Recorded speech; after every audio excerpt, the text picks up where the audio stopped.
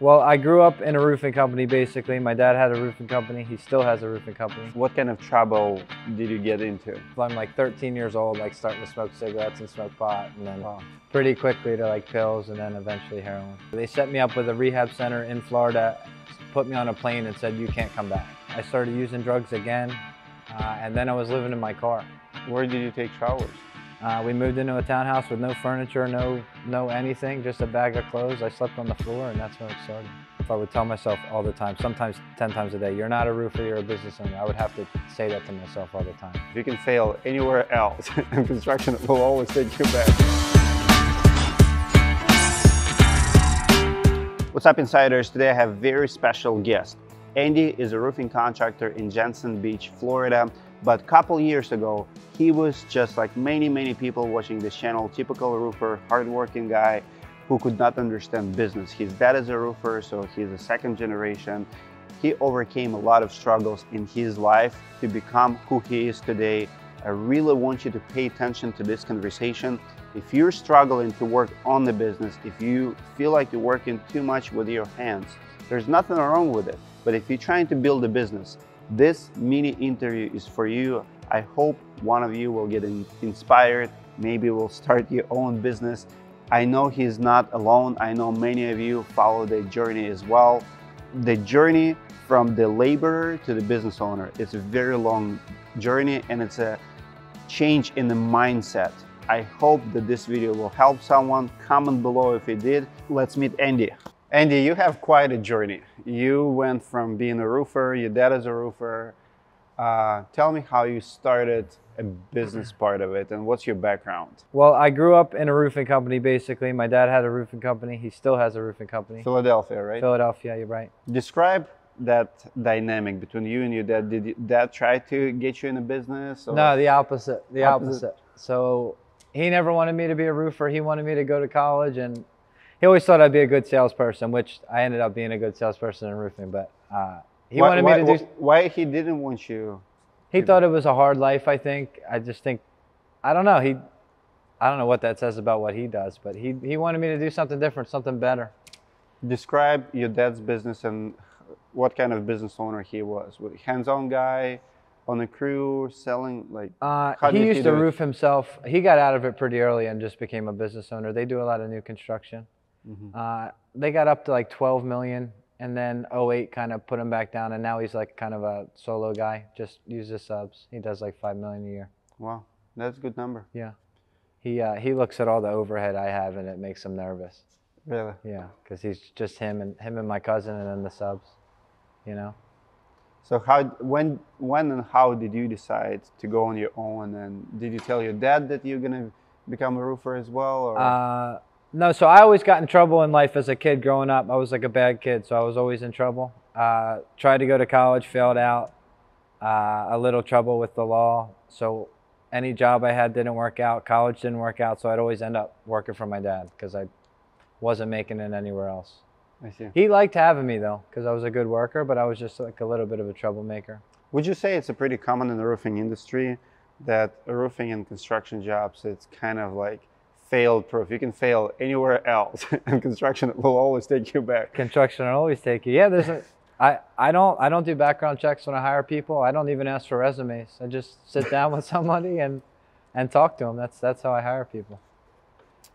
What kind of trouble did you get into? A lot of drugs. A lot of drugs. Yes, early. So I'm like 13 years old, like starting to smoke cigarettes and smoke pot, and then pretty quickly to like pills, and then eventually heroin. Wow. Uh-huh. That sounds extreme. Yeah, I guess it was extreme.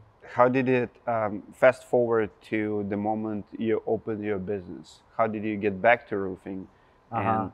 So eventually my family exiled me basically to Florida. They set me up with a rehab center in Florida, put me on a plane and said, you can't come back. Just like. So they had enough of comebacks? Yeah, just like devastating them. It was too much. They couldn't do anything to help me anymore. Like they tried for years, but it was just getting worse and worse. Okay. So the decision was made to send him to Florida and see how he does, but he's not allowed back here. What happened in Florida? I went to my first rehab. I got out. I was living in a halfway house for a while. I started using drugs again, and then I was living in my car. in how Riviera long? Beach, Florida, for about 6 months. Wow. Just using drugs and living homeless. Did doing you the whole- work during the time during this? I worked for a fire alarm company, and I got fired for stealing all the extra wire from the commercial sites. They would they would have these they would have these big rooms on these commercial jobs with all the wire in it, like big spools of wire, and we would take them at the end of the day and throw them in my car. We got caught, and I lost my job. Just to give you an idea of like the life of a drug addict, I was making good money at that place. We were making like $1,600 a week, and I lived in my car. You know, so Was it a choice or was it like? just all my money went to drugs? It was the only thing I wanted to spend my money on. Where did you take showers? The beach, the public showers at the beach. Really? I would wait till it got dark, and not that late, like 10 o'clock when it was dark, and I would just tell myself that.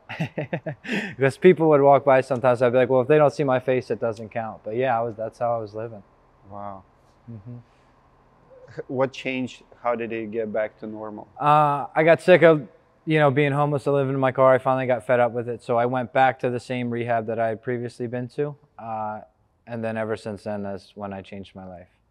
I met a guy in there who had enough money actually to get a townhouse. So we went out of the rehab into a townhouse. When was that? What year? 2017 17. or Okay. 2016. I'm not good at remembering time. Sure. Somewhere around then. Okay.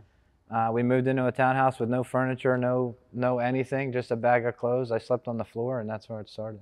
Wow. I was like a laborer for a GC for a couple of weeks, and then I knew how to roof. I knew I could make decent money roofing.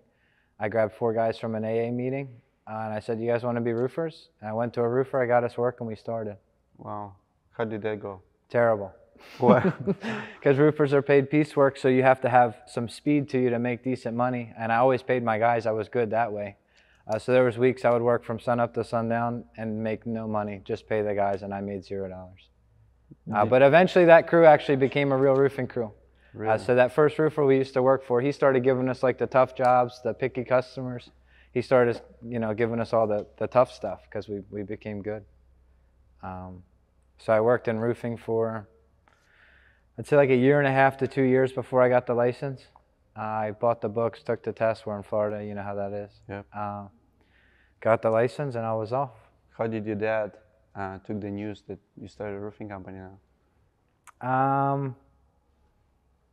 I think early in life he told me he didn't want me to be a roofer. He thought there was better things for me. But then at the, after everything that happened and the place I was at, he was just happy I was doing something.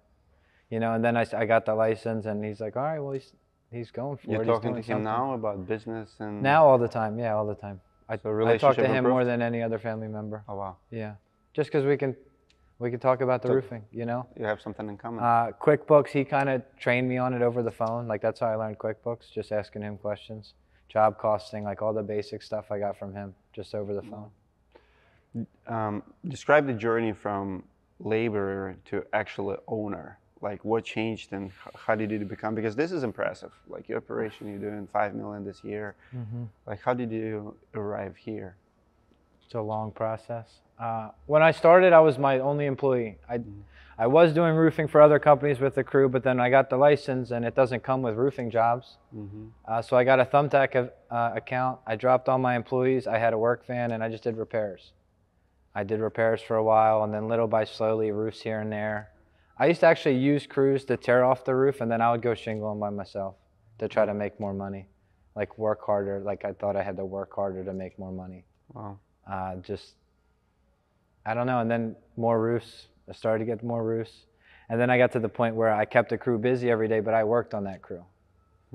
And then just you start to make mistakes because you're working from sun up to sundown, so when are you going to pull permits? When are you going to order the material?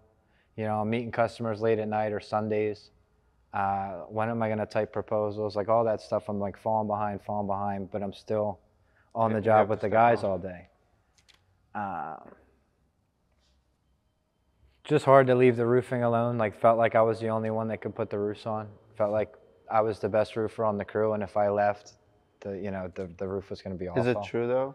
No, my guys are way better than me. Way better. All those guys that worked on the crew are still with me today. You know, and one of them's the foreman. The rest of them, they're Would you all say it's an ego that we cannot trust others and we think that we're the only one who can do it? 100% ego. I created like a little mantra for myself. I would tell myself all the time, sometimes 10 times a day, you're not a roofer, you're a business owner. I would have to say that to myself all the time. I love it so much because so many people are doing it. I watched you today in your office, and you got here today, what, 7, before 7? 5:45. 5:45, and I see you constantly on the phone, adding schedule and stuff. I mean, would you say that this job is harder than being a roofer? Way harder. Harder? Yeah, I don't like to say it. I don't tell anybody that because I respect what the guys do. I know Of how course. hard that is. Physically, obviously, roofing is harder. But mentally? But mentally and just keeping everything together and managing all the people. Like the more employees you have, it turns into you're just managing people. And the scheduling's a nightmare, just a lot of stuff. So you have 20 employees today. What's the hardest part of being a roofer here, a roofing business owner here? Business owner scheduling.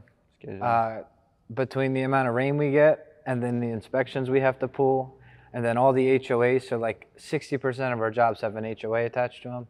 So there's an HOA approval process. So just getting jobs, permits, HOA approvals, inspections, rain, and keeping the guys working every day. That's the number one thing that stresses me out is keeping the guys working every day. Mm-hmm. Like they work for me, they're employees. It's a pressure. Right. You have to provide.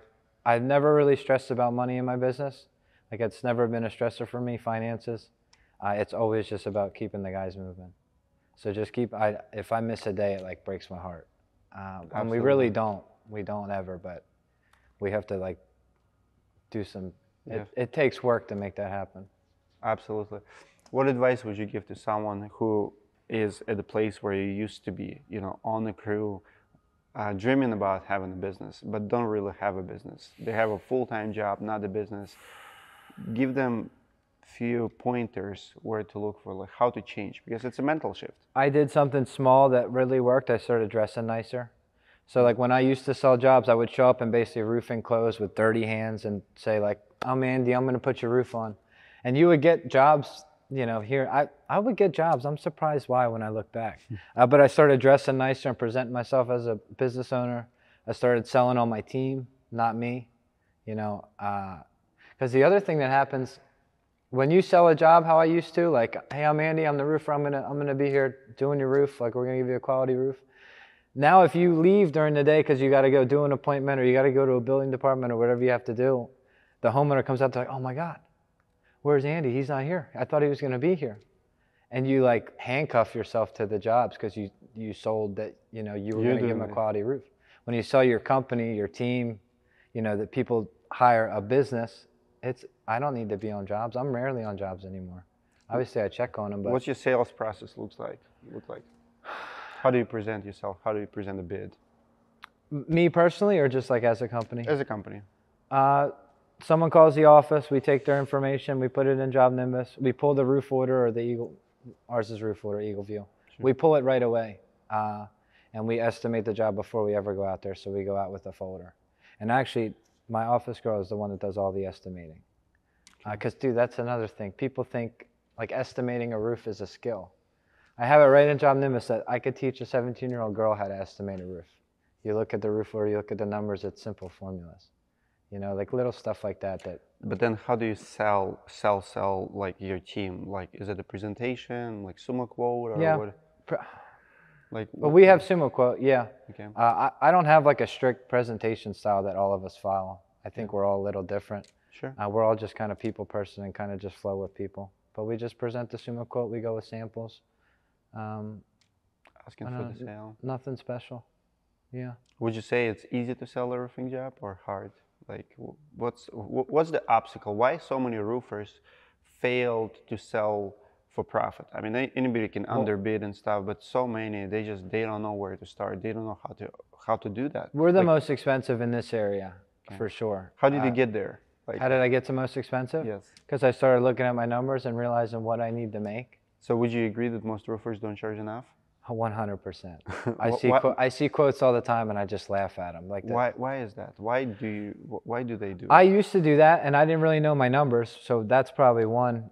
I didn't know what the jobs really cost me, and I wasn't paying attention. It wasn't until after the fact I realized I'm making like $1,000 on a $25,000 roof, which isn't enough. It doesn't even cover my overhead.